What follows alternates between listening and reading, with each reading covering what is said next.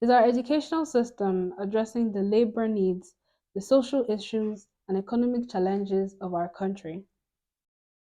According to the World Educational Forum, the top 10 African countries with the best educational system list reveals that Nigeria is not counted. Where Where are are we? we? We're well aware of the entropy our economy is slowly coming into, but someone should please explain to me how $1 is equivalent to 2,000 naira in less than 2 months.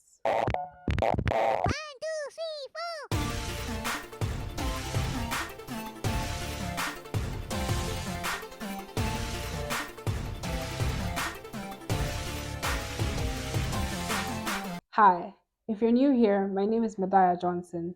I'm a Nigerian teen author and founder of the Raising Queens initiative. I love being Nigerian, but Nigeria, my patriotic side has found the need to talk about my country's rotting system, a need that I must add heat to, or maybe not. Like, if government not do anything about this heat, people go start to dey melt oh. But I must tell you the truth as it is. Let's firstly look at the definitions and facts.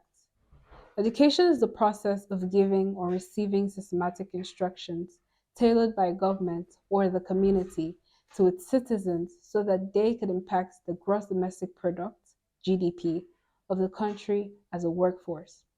Basically, it's like human capital development, pretty much. Nigeria practices the British 6334 school curriculum, which is 6 years in primary school, 3 years in junior secondary, and another 3 years in senior secondary before the 4 years in tertiary institution. So the average Nigerian should be 21 years old before they join the workforce. Okay, let's make it their mid 20s.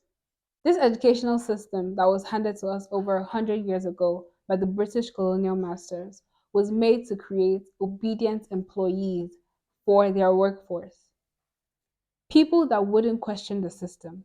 In fact, we weren't given the opportunity to read and write at first up until the abolition of slave trade in 1948.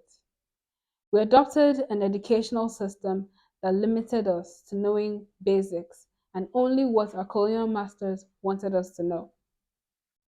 This educational system is purely theoretical and only teaches us what advanced countries are doing and the basics to our career. That's why we had very successful lawyers, bankers, and doctors in the last century, because they were thought to solve problems of that time, in that era, for that population. I'm in Kuruma University of Science and Technology, and you were taught the same theory. Yeah, but if I all I had was theory, that's it. That won't go nowhere. Wow. Tell me more. That won't go nowhere. We will never reach a stage in Ghana where a child can say, I'm going to build these cameras. That's practical. That's really practical. So they got to be thinking along there. Why is our educational system so theoretical rather than practical? That's what the British did to us 100 years ago. They say, all right, Dr. Thomas Mensah is also of the opinion that Ghanaians must change their approach towards education. But a certain comment under that video was quite intriguing. And it says, and I quote, "It is foolish to expect the oppressor to educate the oppressed. P. Frere. But it is even more foolish for the oppressed not to actively educate themselves. Me." So that guy left a comment just like that. It's the 21st century. The educational system we have has become obsolete. It's been practiced for over 100 years and is still in our schools today. Hence why the workforce we produce are not getting the job opportunities they deserve, especially now that the world has gone digital. We've been engrossed in so much theory, and it is clearly reflecting on our economy today. Just as this decline was gradual, recovery would be as well. But the sooner we begin to act, the chances are my children would enjoy a country that procures world power. I'd still hand it to them that I had written 2 books before the age of 18. We can create the Nigeria by taking cognizance of two things I took time to discover. Firstly, a new educational system. The abolition of 6334 system is crucial. How did we even declare independence if we still copy the colonial system? We must go back to the vocational educational system, a system tailored for our people that preserves our culture and still advances with solving new world problems. I'm not making an appeal. I'm simply reminding you that the federal government actually owes this to us. If we still have over 80% of unemployed youth, I want to know exactly what the government has planned for human capital development in a country of over 200 million people. I wish there were other ways, but there's not. Why do we still complain of food? It's literally basic knowledge to train youths in food production so we can bring this need to the Nigerian population. If we don't, who would be producing food? Foreigners. And when they do, you know who gets paid and who stays in debt. We should have been producing our own shirts by now. Food, pots, beads, clothes. It's very, very possible, even to the point where we begin to export. A great percentage of our country's population should be able to read and write, but even a greater percent should be job creators. Recently, I stumbled on a quote that says, Pretty awful how baseline human activities like singing, dancing, and making art got turned into skills instead of being seen as behaviors.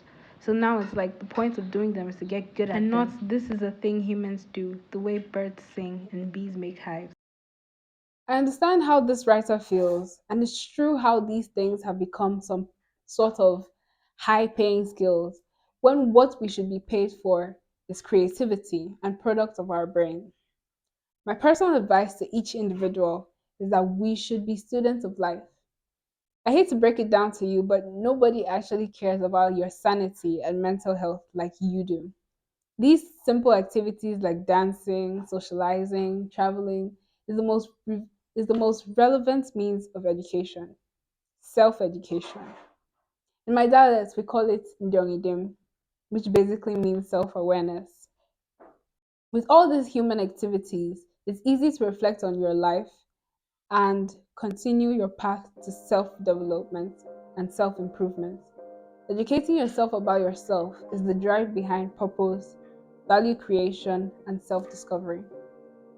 Now you know the truth. What will you do in your community to change the way people think towards education? As a teacher, how can you reform Nigeria in the little class that you teach? As a student, what are you going to share with your friends and other students about vocational education and how it should be priority? Thank you for giving this video a chance, and do well to share with your professors, students, and friends, even the community. Till I come your way again next week, Happy New Month. And cuts. Yay! That was so perfect.